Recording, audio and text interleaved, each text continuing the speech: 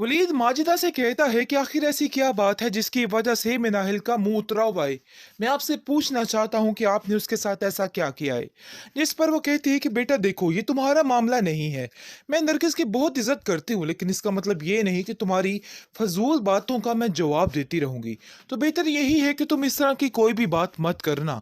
तो बेहतर यही है कि खामोशी से हमारे घर के मामलात को हमारे घर तक ही रहने दो। जिस पर वो कहता है कि ये आपके घर का मामला नहीं है। मैं आपसे सिर्फ इतना कहना चाहता हूँ कि आपको ये बात समझनी होगी। आप जो कुछ कर रही हैं ना, बहुत ही गलत कर रही हैं। और मैं कतई आपको इस चीज़ की इजाज़त नहीं दूंगा कि मिनाहल की ज़िंदगी के साथ कोई किसी किस्म का खिलवाड़ हो। जिसको सुनकर वो कहती है कि अरे भाई कैसी बातें कर रहे हो तुमने तो हमें जालिम ही करार दे दिया। पता नहीं क्या हो गया है और क्या इस मिनाहिल ने तुम्हारे दिमाग में घोल के पिला दिया है कि तुम्हारा दिमाग बिल्कुल माऊफ हो गया है। जिसको सुनकर वो कहता है कि मिनाहिल की हालत बता रही है कि उसका हाल क्या है। पता नहीं क्यों आप लोगों को समझ नहीं आ रही है। कोई ना कोई तो ऐसी वजह है जिसकी वजह से वो परेशान है। माजदा गुस्से में आ जाती है और कहती है कि ये सब कुछ मिनाहिल तुमने ही बताया है। मुझे तो यकीन नहीं आ रहा कि तुम इस कदर घटिया होगी। हमारे घर में इतनी देर रही, मैंने तुम्हारा इतना किया लेकिन उसके बावजूद तुमने हमारे साथ क्या किया। मुझे तो कुछ समझ नहीं आ रही है।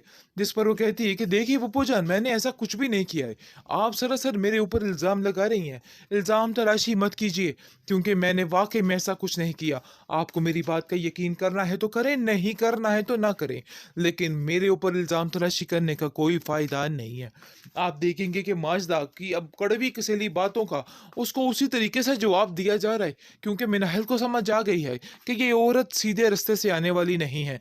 इसको ज़रा हाथ सीधा करना ही पड़ेगा तो फिर ही जाके ये ठीक होगी। जिसकी वजह से वो उसको साफ-साफ कह देती है कि अब आप मेरे मामलात में नहीं बोलेंगी, क्योंकि अब मैं जानती हूँ कि मुझे क्या करना है। तो इसलिए बेहतर यही है कि आप भी अब खामोशी रहिए। जिस पर वो कहती है कि तुम्हें जितनी ज़ुबान लग चुकी है ना, उसको कंट्रोल करना मुझे बड़े अच्छे तरीके से आता है। और देख लेना तुम्हारा ऐसा हश्र करूँगी कि तुम याद रखोगी कि तुम्हें क्या करना है और क्या नहीं करना। लेकिन मिनाहिल फिर भी सब्र का दामन नहीं छोड़ती और खामोशी से वहाँ से चली जाती है। की थी और हमसे कहा था। जिस पर उसकी माँ काफी खुश होती है ज़ारा की और कहती है कि वाह मेरी बेटी की तो लॉटरी निकल आई है। किस तरीके से जो जो कुछ मैंने चाहा मांगा वो उसको मिल चुका है। लेकिन वो ये नहीं जानती कि उससे ज्यादा बेईमान लोग वो निकलेंगे। जैसे ही ज़ारा की एंट्री उस घर में होती है वहां पर उसको अंदाजा हो जाएगा कि आखिर उसके साथ क्या होने वाला है और क्या नहीं होगा। मेरल जी अब देखेंगे कि मिनाहिल बहुत उदास बहुत परेशान हर वक्त ऐसे रहती है। इस बात का वलीद की माँ को भी अंदाजा हो जाता है और वो कहती है कि बेटा तुम मुझे सच सच बता सकती हो कि आखिर हुआ क्या है।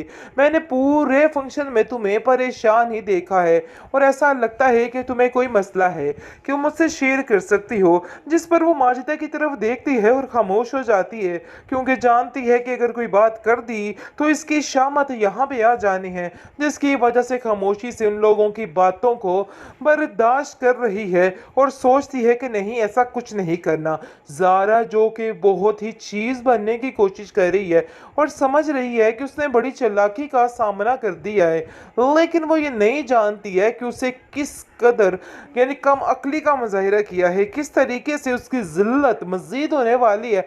इस चीज़ का अंदाज़ा उसको नहीं हो रहा है और वो समझ रही है कि उसने बहुत बड़ा मार्का मार डाला है। महरल जी आप देखेंगे कि फिलहाल माजदा जो है वो उसके बहुत ही पर लग चुके हैं और वो समझ रही है कि सब कुछ ठीक हो गया, लेकिन वो ये नहीं जानती कि अगली मंजिल सख्त जो है ना वो अभी शुरू होनी है। और फिर देखिए कि इसके साथ आहिस्ता आहिस्ता क्या क्या होता है। बेहतरीन ड्रामा सीरियल पत्थर दिल की इस एपिसोड में आप देखेंगे कि वलीद मिनाहिल के उड़े हुए चेहरे का रंग देखकर पहचान लेता है कि कहीं ना कहीं कुछ खपेला जरूर हो गया है।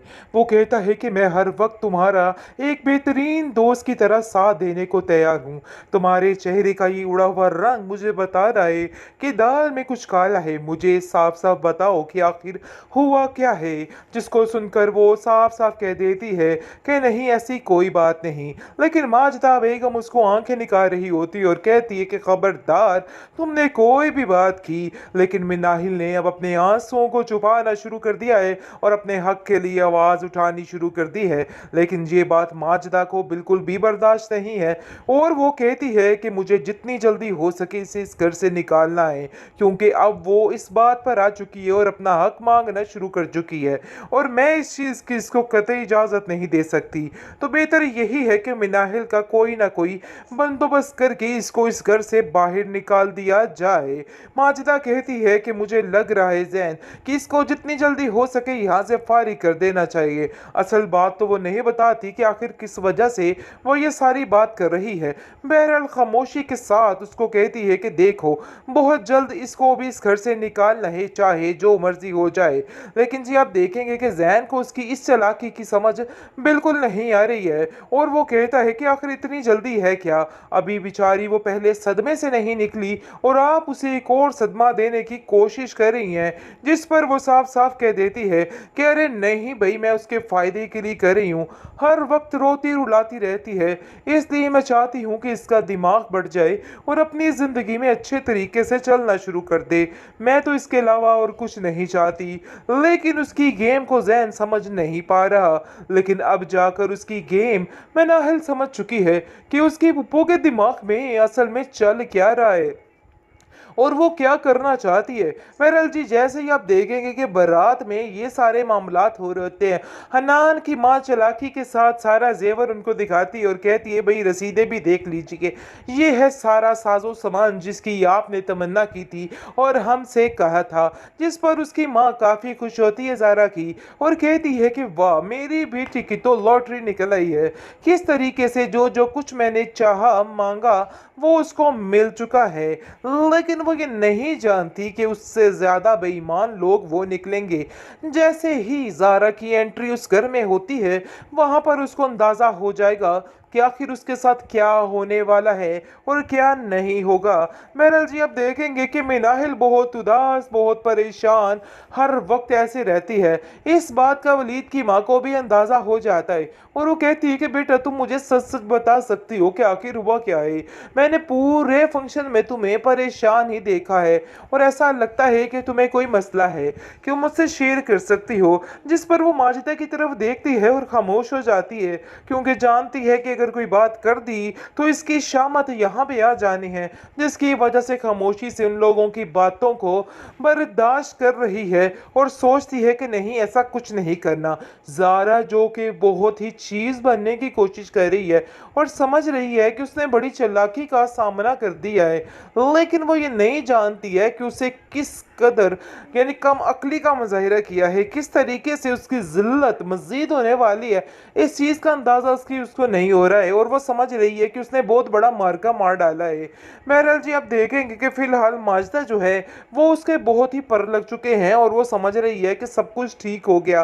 लेकिन वो ये नहीं जानती कि अगली मंजिल सख्त जो है ना वो अभी शुरू होनी है और फिर देखिए कि इसके साथ आहिस्ता आहिस्ता क्या क्या होता है।